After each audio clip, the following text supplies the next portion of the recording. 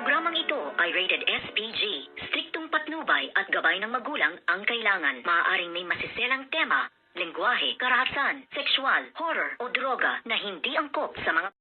Good morning mga kachikas and welcome sa aking munting channel. Ibibigay na nga at ipakikilala na nga itong ating bidang si Ina dito nga sa mga katulad niyang dati nang nanalo nga sa Restaurant Feud Competition. Kung kaya't dito nga ay i-announce na at tatawagin na nga ang ating bidang si Ina para nga ipakilala ang kanyang restaurant na Shining Casserole.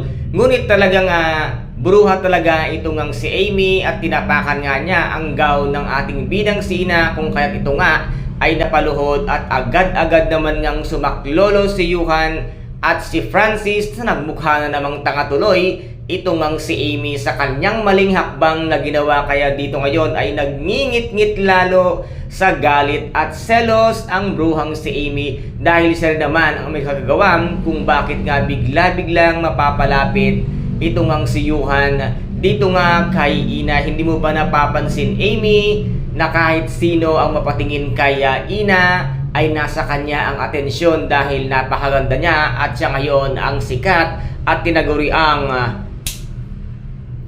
gabi ni Ina ang gabing ito at hindi gabi ng mga mukhang katulad mo na hindi ka naman kagandahan. Kaya wag kang umasta na akala mo kung sino ka ay nagbumukha ka namang demonyita. Kung kaya't dito nga ay nagbigay ng konting mensahe ang ating bidang si Ina at dito naman ay proud nga na pinakinggan ng bawat dumalo dito nga sa gala night para nga kay Ina. At dito nga ay nasabi nga niya na kahit na anong hirap at ilang beses pa siyang nadapa ay pilit niyang bumangon at may isang tao nga na pilit siyang iniahon at dito nga siya nagsimula. At kahit nagsimula siya ay siniraan siya, nadapa siya, ay muli siyang bumangon upang ipaglaban nga ang kanyang karapatan at ang kanyang kakayahan sa pagmamahal ng kanyang pagluluto. At dito nga niya nasabi ay ang pagmamahal ang siyang tunay na recipe ng kanyang ginawa upang dito nga ay pilit niyang makuha o maabot at makamtan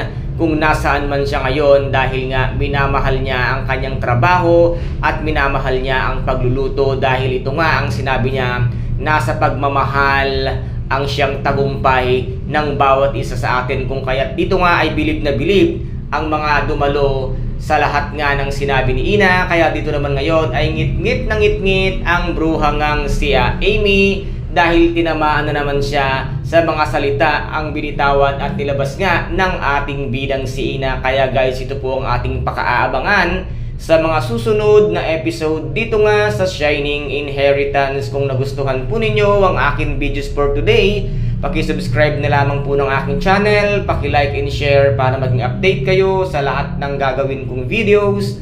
Maraming salamat po, ingat, God bless and bye-bye!